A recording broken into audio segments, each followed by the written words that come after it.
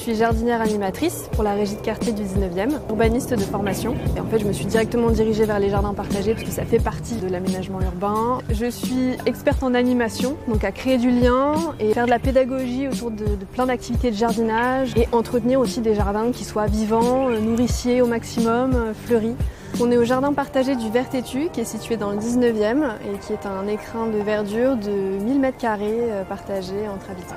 C'est un joyeux méli-mélo de gens et de plantes. C'est vraiment un endroit qui est assez caché. On est dans un lieu avec un fort passé industriel. J'ai vu des photos d'il y a 10 ans, ça ressemblait pas du tout à ça. La gestion du jardin est tellement respectueuse de la biodiversité. En fait, on a des arbres qui poussent, des arbustes, vraiment beaucoup de fleurs. Donc c'est très très agréable.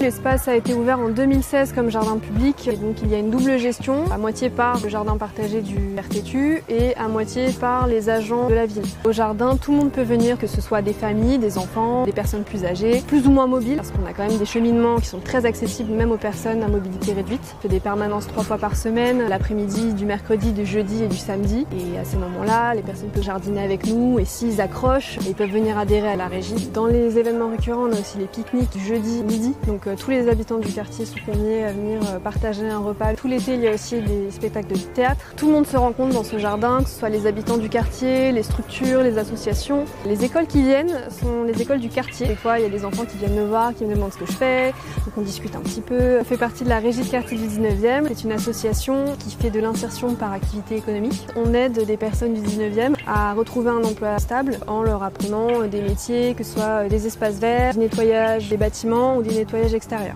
En tant que jardin solidaire, on accueille un maximum d'associations et structures qui vont s'occuper de personnes qui sont isolées ou qui ont peu de moyens.